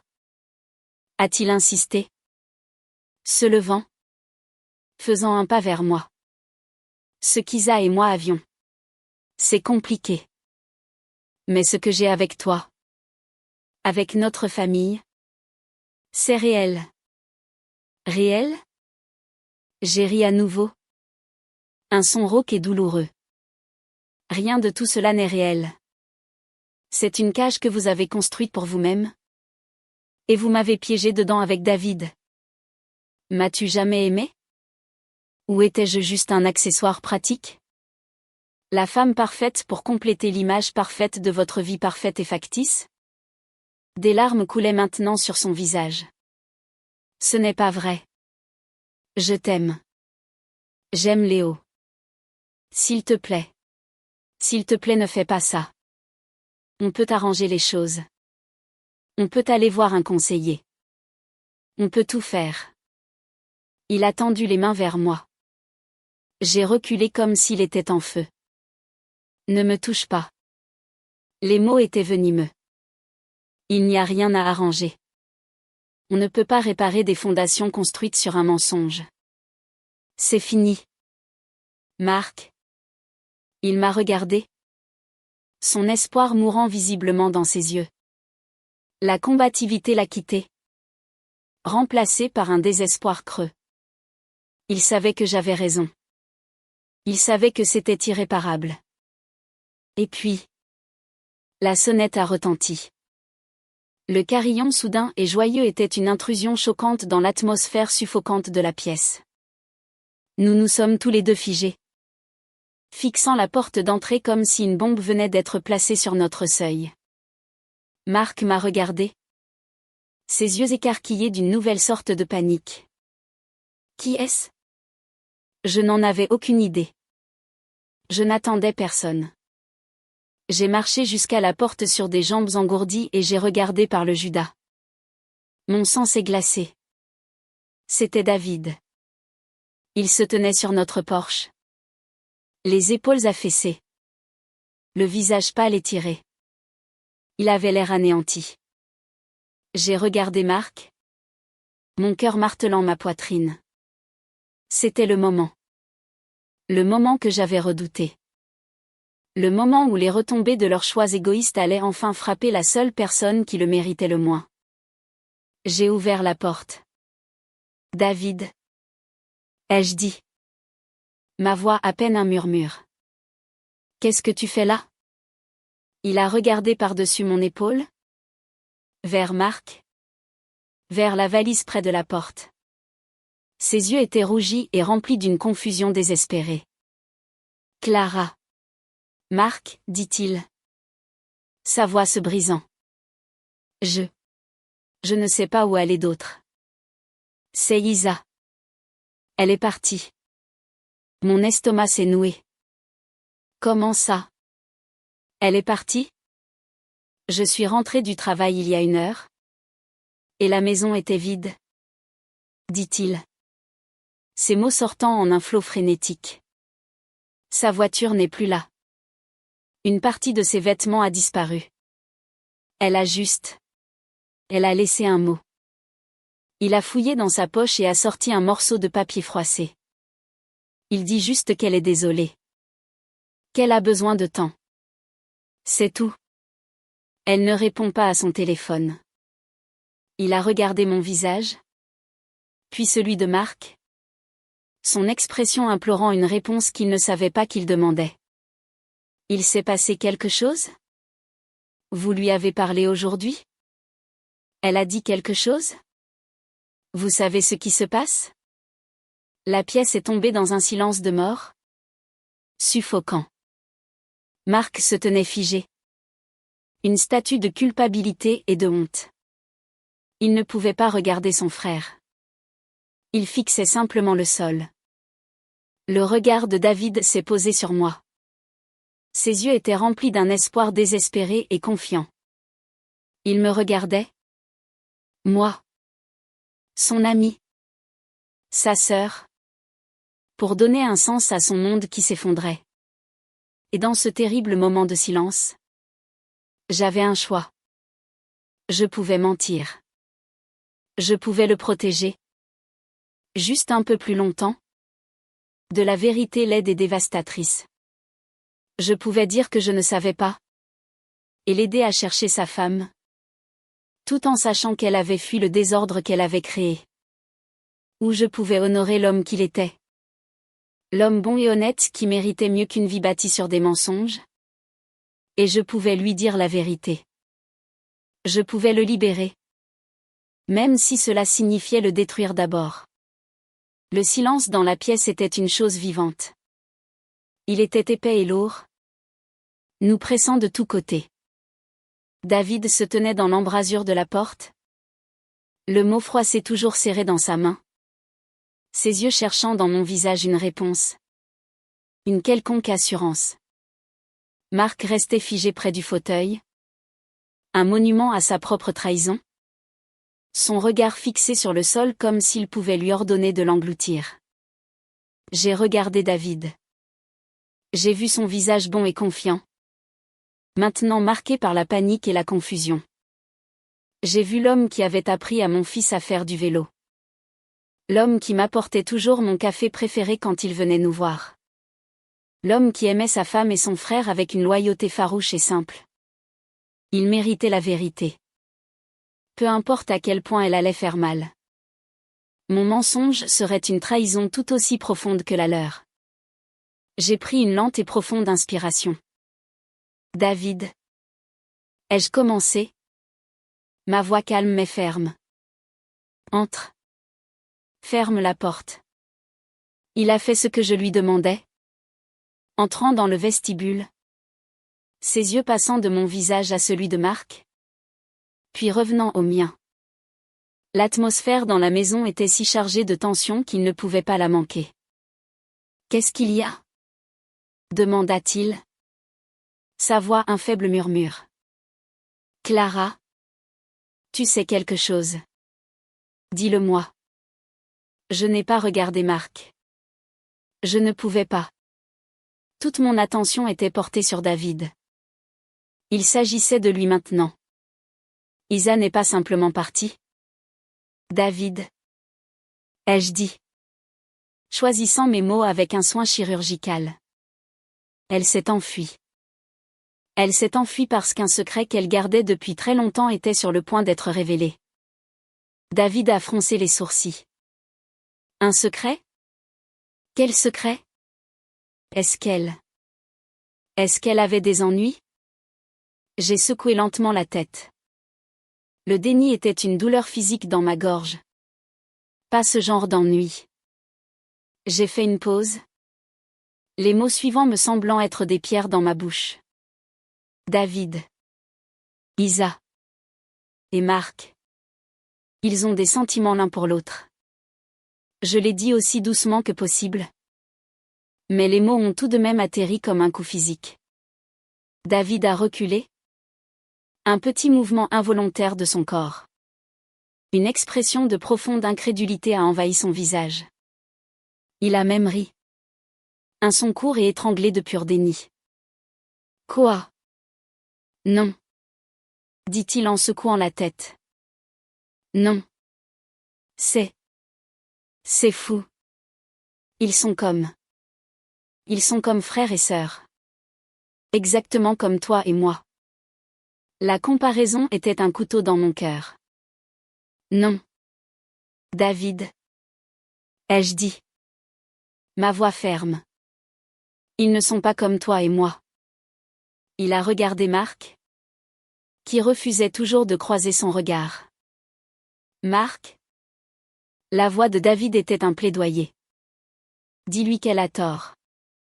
Dis-lui que c'est une sorte de malentendu insensé. Marc a finalement relevé la tête. Son visage était un masque de dévastation et de honte totale. Il a regardé son frère. Le frère qui lui avait fait entièrement confiance. Et l'aveu silencieux dans ses yeux était plus puissant que n'importe quel mot. Il a simplement secoué la tête. Un mouvement lent et angoissant. Et à cet instant, le monde de David s'est effondré. Je l'ai vu se produire. Le déni dans ses yeux s'est émietté, remplacé par une compréhension naissante et horrifiante. La couleur a quitté son visage, le laissant d'une pâleur cadavérique. Son corps a semblé se dégonfler. Ses épaules s'affaissant comme si les os mêmes qui le soutenaient s'étaient transformés en poussière. Il a regardé le visage coupable de Marc, puis le mien, empreint de douleur, puis la valise près de la porte. Les pièces du puzzle se sont emboîtées avec une clarté brutale et impitoyable. Depuis combien de temps? Murmura-t-il. La question à peine audible. Elle ne s'adressait à personne en particulier. C'était une question pour l'univers? Pour la vie qu'il croyait connaître. C'est moi qui ai répondu. Je lui devais bien ça. Je n'allais pas lui raconter toute l'histoire sordide de leur plan de 10 ans. C'était un niveau de cruauté dont il n'avait pas besoin en ce moment. Il avait juste besoin du cœur de la vérité. Depuis très longtemps? David. Ai-je dit doucement. Depuis avant votre mariage. Il a laissé échapper un son qui se situait entre un hoquet et un sanglot. Il a reculé d'un pas. Sa main volant à sa bouche. Il a regardé autour du salon. Les photos sur notre cheminée, des photos de nous quatre. Souriant. En vacances. Pendant les fêtes. Il les a regardées comme s'il les voyait pour la première fois. Chaque souvenir heureux étant maintenant un monument à un mensonge. Toute ma vie, a-t-il balbutié. Tout mon mariage. Il a tourné son regard vers son frère. La confusion et la douleur dans ses yeux se sont durcies en autre chose. Une rage froide et silencieuse. Toi, dit-il. Sa voix basse et tremblante. Tu te tenais à côté de moi à mon mariage. Tu étais mon témoin. Tu as porté un toast à mon bonheur. Marc a finalement parlé. Sa voix rauque de larmes non versées. David. Je suis tellement désolé. Désolé? La voix de David s'est brisée dans un rire amer et cassé. Tu es désolé? Tu m'as laissé vivre un mensonge. Tu m'as laissé l'aimer. Tu m'as regardé. Chaque jour. En sachant. Vous deux. Il nous a regardés tour à tour. Les deux personnes qui venaient de faire exploser toute son existence. Il a fait un pas vers Marc. Et pendant une seconde, j'ai cru qu'il allait le frapper. Mais il ne l'a pas fait. Il s'est juste arrêté. Les poings serrés le long du corps. Son corps tremblant. La trahison était trop profonde pour la violence. C'était une blessure à l'âme qu'aucun acte physique ne pourrait jamais penser. Puis, sa colère a semblé s'évanouir, ne laissant derrière elle qu'un désespoir immense et vide. Il avait l'air complètement perdu. Un homme à la dérive dans les décombres de sa propre vie. Il s'est retourné sans un mot de plus et s'est dirigé vers la porte. David. Attends. Ai-je appelé? Faisant un pas vers lui. Il s'est retourné. Son visage un masque creux de chagrin. Il n'y a plus rien à dire? Clara? Dit-il. Sa voix plate et dépourvue d'émotion. Il m'a regardé. Et pour la première fois, j'ai vu non seulement sa douleur, mais une douleur partagée. Nous étions les survivants du même naufrage. Je suis désolé, m'a-t-il dit. Je suis désolé pour tout ce que cela t'a fait. À Léo.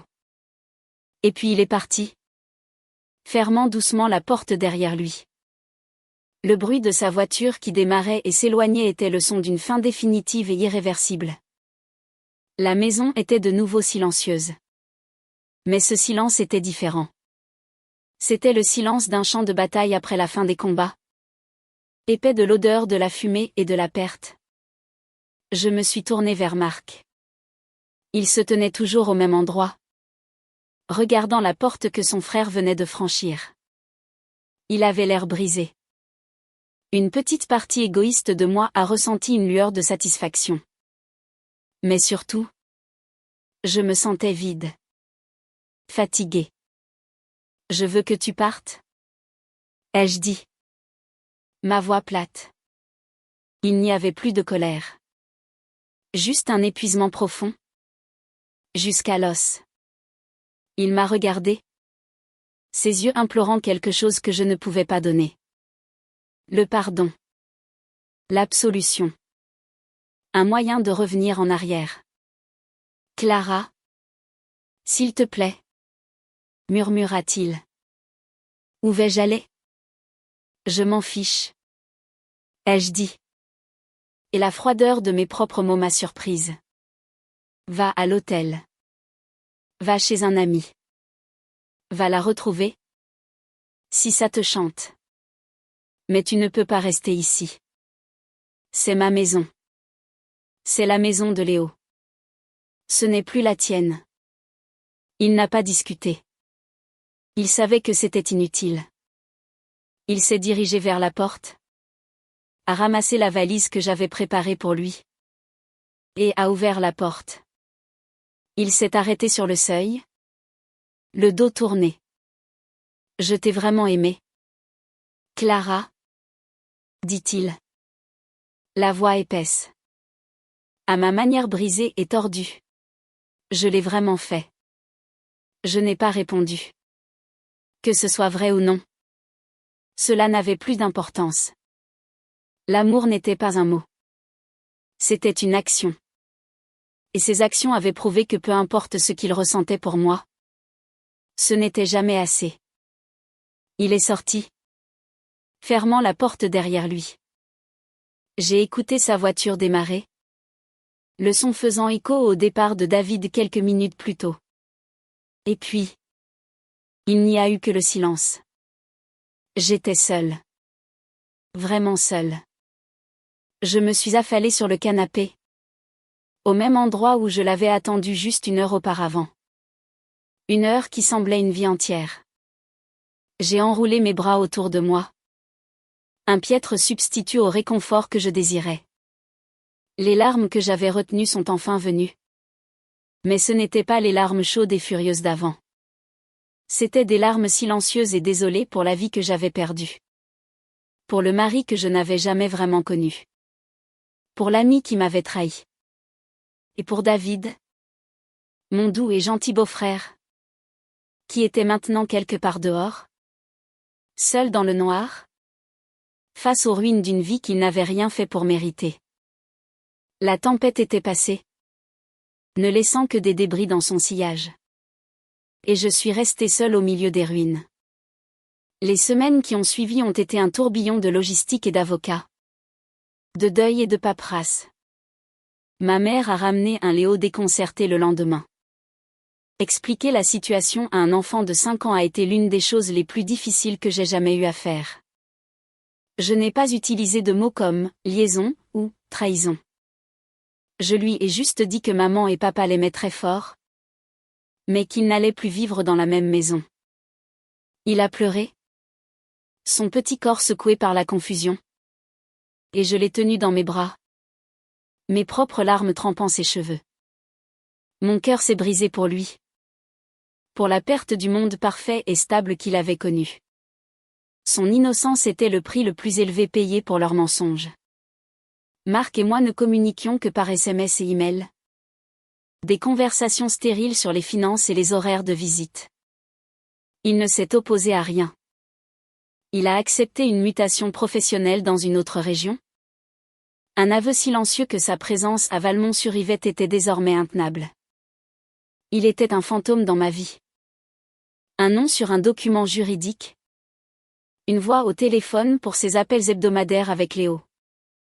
L'amour que j'avais autrefois ressenti pour lui s'était évaporé, laissant derrière lui un étrange mélange de pitié et d'une froide et vaste indifférence. Je n'ai eu aucune nouvelle d'Isa. Elle avait complètement disparu. Son téléphone était déconnecté. Ses comptes sur les réseaux sociaux supprimés. C'était comme si elle n'avait jamais existé. Je savais, logiquement, qu'elle avait dû rejoindre Marc, qu'ils étaient probablement ensemble quelque part, essayant de construire une vraie vie à partir des décombres qu'ils avaient créés. La pensée m'effleurait à peine. Elle ne faisait plus partie de mon histoire. Mon monde est devenu petit et silencieux. Il tournait autour de Léo, de mon travail et du processus lent et ardu de mettre un pied devant l'autre. La grande maison vide résonnait des fantômes de notre vie passée. J'ai commencé à dormir dans la chambre d'amis.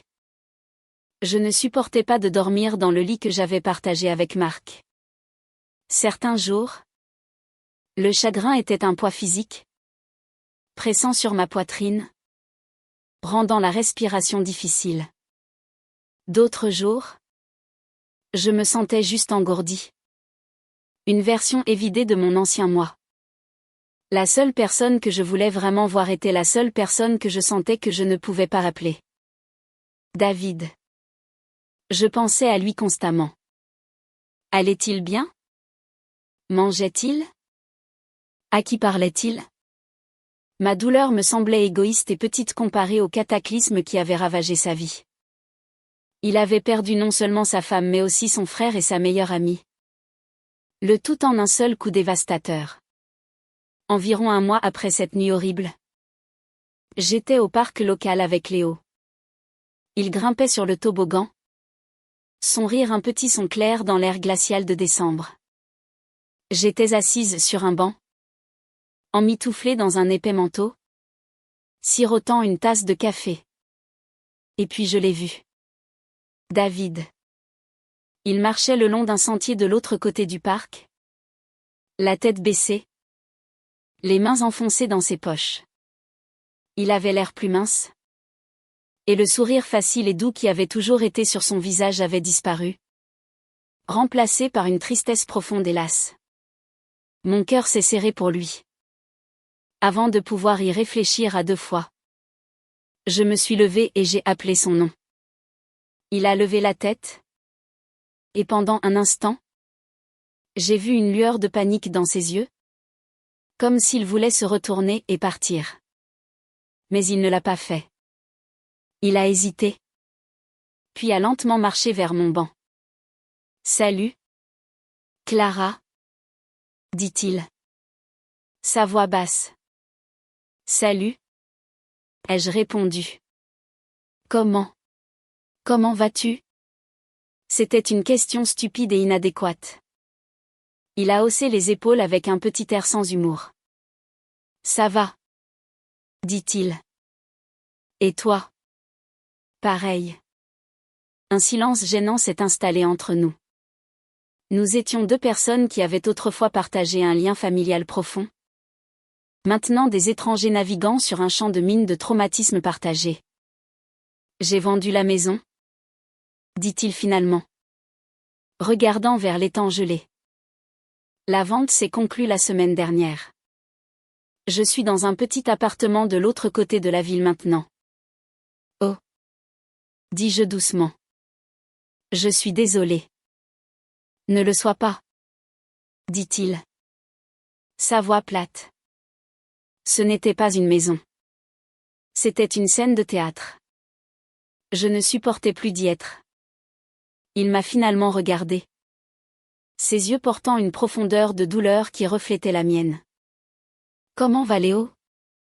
Il va bien, dis-je, jetant un coup d'œil à mon fils, qui creusait maintenant dans le bac à sable. Il est résilient. Il demande de tes nouvelles. Une lueur de chaleur a touché ses yeux. Ah oui. Dis-lui que son tonton lui dit bonjour. Nous sommes restés là encore quelques minutes. À parler de choses et d'autres. Du travail et du temps qu'il faisait. Nous n'avons pas parlé d'eux. Nous n'en avions pas besoin. Leurs noms étaient les fantômes qui planaient dans l'air froid entre nous. Alors qu'il s'apprêtait à partir, j'ai trouvé le courage de dire ce que j'avais besoin de dire. David, ai-je dit. Et il s'est retourné. Je sais que c'est difficile. Et je sais que me voir te rappelle probablement tout. Mais tu n'es pas seul là-dedans. Si jamais tu as besoin de parler, ou juste de t'asseoir en silence avec quelqu'un qui comprend. S'il te plaît, appelle-moi. Il m'a regardé. Et pour la première fois, j'ai vu une lueur de l'ancien David. Un petit sourire triste a touché ses lèvres. Merci. Clara. Toi aussi. Ce jour au parc a été un tournant. Nous avons commencé à nous parler. D'abord, juste quelques SMS. Puis, un appel téléphonique. Quelques semaines plus tard, nous nous sommes retrouvés pour un café. Nous n'avons pas ressassé la trahison. Nous n'en avions pas besoin. Nous avons parlé de l'avenir. De la guérison. De ce que c'était que de reconstruire une nouvelle vie à partir de zéro. Il n'y avait pas de romance entre nous. Rien d'autre que le lien propre et fort de deux survivants. Nous étions les deux seules personnes sur Terre à comprendre vraiment la forme et le poids exact du chagrin de l'autre. Nous étions une famille. Forgée non par le sang ou le mariage, mais par une vérité partagée et dévastatrice. 6 mois ont passé. L'automne avait cédé la place à l'hiver, qui avait fondu en un printemps timide. Les arbres de Valmont-sur-Yvette bourgeonnaient de nouvelles feuilles. Une promesse de renouveau têtue et magnifique. J'étais en train de vendre notre maison. Celle au volet bleu lavande. Prête pour un endroit plus petit. Un nouveau départ pour Léo et moi. Un soir de pluie en avril. Je me suis retrouvée à conduire dans un quartier de la ville où je n'allais pas habituellement. Et puis j'ai vu sa voiture, garée devant un petit immeuble d'appartements coquet. C'était le nouvel endroit de David. Sur un coup de tête, je me suis garée de l'autre côté de la rue, coupant le moteur. Je ne sais pas pourquoi. J'ai juste ressenti le besoin de voir qu'il allait bien. Une lumière était allumée à une fenêtre du 2e étage. J'ai regardé pendant quelques minutes. Le tambourinement régulier de la pluie sur le toit, un rythme familier et mélancolique. Puis, j'ai vu des silhouettes bouger à l'intérieur. Un homme et une femme. Mon cœur s'est serré dans ma poitrine. Une douleur fantôme d'une vie passée. Mais ensuite, les formes se sont déplacées dans la lumière. C'était David. Et la femme était sa sœur. L'aidant à déplacer une nouvelle bibliothèque contre le mur. Il riait. Il riait. Un vrai rire. Un rire qui a atteint la fenêtre et m'a trouvé dans ma voiture. Je ne suis pas sortie. Je ne l'ai pas appelé. C'était sa vie maintenant. Son nouveau départ. Il n'avait pas besoin que j'en fasse partie. Pas ce soir. Il avait juste besoin de la vivre. Et pour la première fois depuis longtemps, il semblait qu'il le faisait. Il semblait qu'il allait s'en sortir. Et à ce moment-là, j'ai réalisé que j'allais m'en sortir aussi. On dit que la vérité vous affranchira.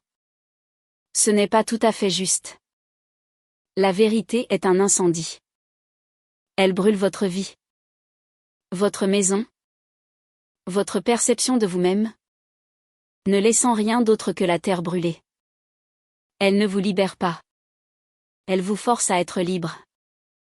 Elle ne vous laisse pas d'autre choix que de construire une nouvelle vie à partir des cendres. La vérité ne m'a pas libérée. Pas encore. Mais elle m'a montré la porte. Elle m'a indiqué une route ouverte. J'ai démarré la voiture. Le moteur ronronnant doucement. J'ai passé la première et je me suis éloignée du trottoir, laissant la fenêtre chaude et dorée derrière moi. La route devant moi était sombre et glissante de pluie. Le chemin incertain. Mais pour la première fois, c'était moi qui choisissais où aller. Et c'était un commencement.